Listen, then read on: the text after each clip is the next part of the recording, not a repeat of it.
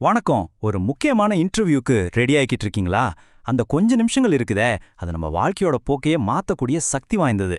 சரி, வாங்க ஒரு இன்டர்வியூவை எப்படி சூப்பரா ஹேண்டில் பண்ணி வெற்றியை நம்ம பக்கம் கொண்டு வர்றதுன்னு கொஞ்சம் டீப்பா பார்க்கலாம். இது சும்மா சொல்ற வார்த்தை இல்ல, இது 100க்கு 100 உண்மை. நீங்க கனவு காண்ற அந்த வேலை உங்க கெரியர்ல ஒரு பெரிய ஜம்ப்.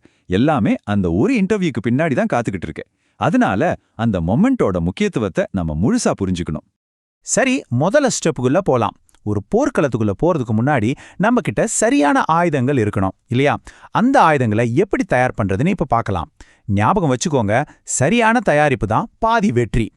நீங்க அப்ளை பண்ணியிருக்க கம்பெனியை பத்தி தெரிஞ்சுக்க அவங்க வெப்சைட்டை மட்டும் பார்த்தா பத்தாது. அதுக்கும் மேல அவங்களோட கல்ச்சர் என்ன, மார்க்கெட்ல அவங்களுக்கு என்ன சேலஞ்சஸ் இருக்கு, ரீசெண்டா அவங்கள பத்தி என்ன நியூஸ் வந்திருக்கு, இதையெல்லாம் நீங்க தேடி தெரிஞ்சுக்கும் போது இந்த வேலையில நீங்க எவ்வளோ சீரியஸா இருக்கீங்கன்னு அது காட்டிடும். உங்க ஸ்கில்ஸை சும்மா லிஸ்ட் போடாதீங்க. அதுக்கு பதிலா அந்த ஸ்கில்ஸை யூஸ் பண்ணி நீங்க என்ன சாதிச்சீங்க, என்னென்ன சேலஞ்சஸை சந்திச்சீங்கன்னு குட்டி குட்டி கதையா ரெடி பண்ணுங்க. நான் ஒரு டீம் பிளேயர்னு சொல்றதை விட, ஒரு கஷ்டமான ப்ராஜெக்ட்ல என் டீம்மேட் கூட சேர்ந்து ஒரு பிரச்சனையோ இப்படி தான் சால்வ் பண்ணி டார்கெட்டை முடிச்சோன்னு சொல்லும்போது அதோட இம்பாக்ட் ரொம்பவே அதிகமா இருக்கும். இன்டர்வியூவோட கடைசியில உங்களுக்கு ஏதாவது கேள்வி இருக்கான்னு அவங்க கேட்கும்போது சம்பளம், லீவு பத்தி மட்டும் கேட்காதீங்க. அதுக்கு பதிலா அந்த கம்பெனியோட ஃபியூச்சர் பிளான்ஸ் என்ன, நீங்க சேர போற டீமோட அடுத்த இலக்குகள் என்ன, இந்த மாதிரி ஆழமான கேள்விகளை கேளுங்க. இது அந்த கம்பெனியோட வளர்ச்சியில உங்களுக்கு நிஜமாவே அக்கறை இருக்குன்னு காட்டும். ஓகே, இப்ப அடுத்த பகுதிக்கு வருவோம். எவ்வளவு சூப்பரா நாம தயார் செஞ்சாலும் சில பேர் சின்ன சின்ன தப்புகள்ல மாட்டிக்கிடுவாங்க. அந்த மாதிரி பொதுவா செய்யற தவறுகள் என்னென்ன, அதை எப்படி தவிர்க்கிறதுன்னு இப்ப பார்க்கலாம். எதுக்காகவும் உங்க பழைய கம்பெனியோ பாஸையோ குறை சொல்லவே சொல்லாதீங்க. அது உங்க மேல ஒரு நெகட்டிவ் இமேஜை உருவாக்கிடும். அதுக்கு பதிலா அந்த அனுபவங்கள் உங்களுக்கு என்ன பாசிட்டிவான விஷயங்களை கத்துக் கொடுத்துச்சு, அது உங்களை எப்படி ஒரு பெட்டர் எம்ப்ளாயியா மாத்துச்சுங்கிறதுல மட்டும் கவனம் செலுத்துங்க. நான் கம்பெனியோட செயல்திறனை அதிகமாக்கணும்னு பொதுவா சொல்றதுக்கும், நான் கொண்டு வந்த ஒரு புது ப்ராசஸ்னால ப்ராஜெக்ட் முடிக்கிற நேரம் 15% குறைஞ்சதுன்னு நம்பர்ஸோட சொல்றதுக்கும் பெரிய வித்தியாசம் இருக்கு இல்லையா?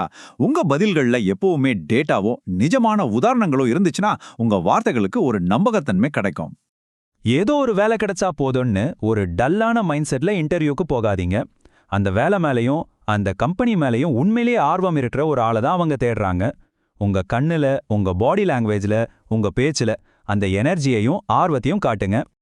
இதுவரைக்கும் நாம பார்த்ததெல்லாம் ஸ்கில்ஸ், ப்ரிப்பரேஷன் பத்தி தான். ஆனா இது எல்லாத்தையும் விட ரொம்ப முக்கியமான ஒன்னு இருக்கு. ஒரு நல்ல கேண்டிடேட்டை ஒரு சூப்பர்வான கேண்டிடேட் கிட்ட இருந்து பிரிச்சு காட்டுற ஒரு விஷயம். அதுதான் உங்க சீக்ரெட் வெப்பன். அது என்னன்னு தெரிஞ்சுக்க ரெடியா? ஆமாங்க, இதுதான் இந்த ரகசியம். நீங்க பதில்களை எவ்வளவுதான் மனப்பாடம் பண்ணிட்டு போனாலும் உங்க ஆட்டிடியூட் சரியில்லைனா எல்லாமே வேஸ்ட். உங்க திறமைகளை விட நீங்க எப்படிப்பட்ட ஆள், உங்க மனப்பான்மை எப்படி இருக்குங்கிறதுக்கு தான் கம்பெனிஸ் அதிக முக்கியத்துவம் கொடுப்பாங்க. சரி, மனப்பான்மை, ஆட்டிடியூட் அப்படின்னு சொல்றோமே, அப்படின்னா இன்டர்வியூல அதோட உண்மையான அர்த்தம் என்ன, அதை எப்படி நாம காட்ட முடியும்? வாங்க அதை இன்னும் கொஞ்சம் ஆழமா புரிஞ்சுக்கலாம். இந்த 4 குணங்கள் தான் ஒரு சூப்பரான ஆட்டிடியூடோட அஸ்திவாரம். முதல்ல, கத்துக்கிற ஆர்வம். நீங்க புதுசா விஷயங்களை கத்துக்க எவ்வளோ ஓப்பனா இருக்கீங்க. 2வது, ஆர்வம். உங்க வேலையை தாண்டி கம்பெனியோட வளர்ச்சியில எவ்வளோ இன்ட்ரெஸ்ட் காட்டுறீங்க. 3வது, மீள்திறன்.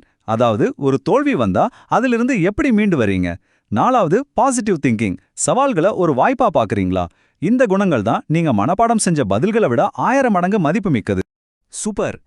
இப்போ நாம பார்த்த எல்லா விஷயங்களையும் ஒன்னா சேர்த்து நீங்க சுலபமா ஃபாலோ பண்ற மாதிரி ஒரு சிம்பிள் ப்ராசஸா மாத்தலாம். இதுதான் வெற்றிக்கான உங்க ஃபைனல் ஸ்டெப். இந்த 3 வார்த்தைகளை ஒரு மந்திர மாதிரி மனசுல வச்சுக்கோங்க. முதல்ல, முழுமையா தயாராகுங்க. 2வதா, இன்டர்வியூல உங்க முழு திறமையையும் நம்பிக்கையோட வெளிப்படுத்துங்க. கடைசியா, ஒவ்வொரு இன்டர்வியூ அனுபவத்தில இருந்து கத்துக்கிட்டு தொடர்ந்து முன்னேறிக்கிட்டே இருங்க. யோசிச்சு பாருங்க, ஒவ்வொரு இன்டர்வியூவும் உங்க வாழ்க்கை கதையில ஒரு முக்கியமான சாப்டர். அந்த சாப்டரோட ஹீரோ நீங்க தான். உங்க திறமையை நம்புங்க, உங்க ஆட்டிடியூட காட்டுங்க, உங்க கதையை நம்பிக்கையோட சொல்லுங்க. வெற்றி கண்டிப்பா உங்களுக்கு தான். இந்த பகுதிக்கான தகவல்கள் வீரா ஸ்கில் அகாடமியிலிருந்து எடுக்கப்பட்டது. உங்களுடைய அடுத்த இன்டர்வியூல நீங்க ஜெயிக்க எங்களுடைய மனமார்ந்த வாழ்த்துக்கள்.